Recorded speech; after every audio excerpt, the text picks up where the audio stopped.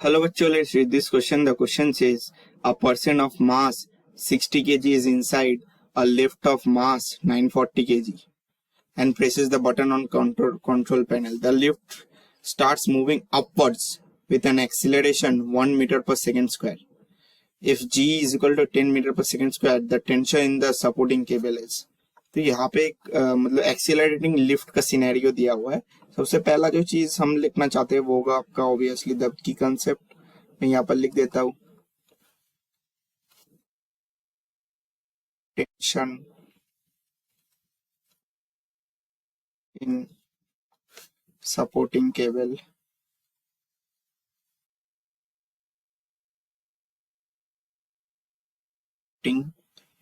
Cable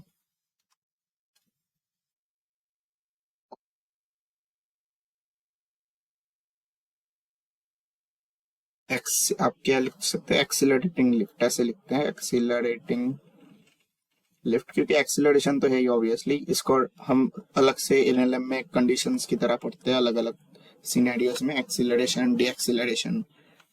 अब आप देखते हैं, मतलब सिनेरियो पहले ड्रॉ कर लेते हैं. ये यहाँ पर एक लिफ्ट है, ठीक है. अब डायमेंशंस पे मत जाइए. यहाँ पर एक आदमी है अंदर, इसका ये मास स्मॉल एम मानते हैं, इसको कैपिटल एम. और यहाँ पे ऑब्वियसली सपोर्टिंग केबल है जिसका टेंशन टी है. अब M capital M small M का वैल्यूज अलग से लिखेंगे. उसके बाद क्या दिया, upwards with an acceleration of 1 metre पर सेकंड. तो इसका एक्सीलरेशन जो है वो है 1 मीटर पर सेकंड स्क्वायर. ये यहाँ पर लिख देते हैं.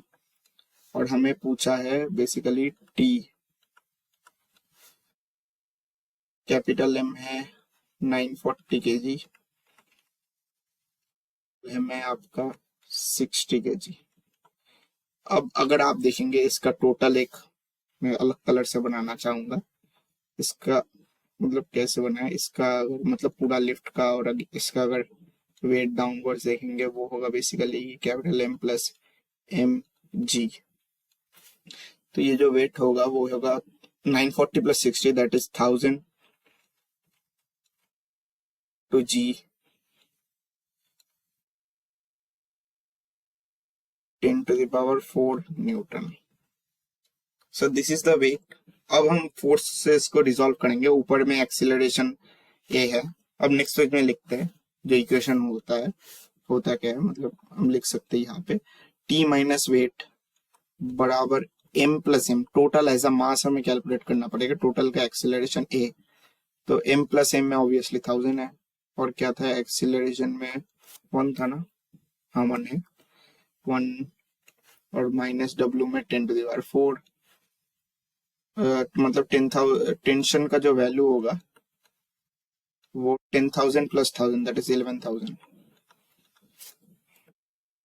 So the final answer to this question will be 11,000 Newton. अब ऑप्शन देख लेते हैं, ऑप्शन चेक कर लेते हैं. So the final answer to this question will be option number C, that is 11,000 Newton. Hope you understand the solution well and best of luck.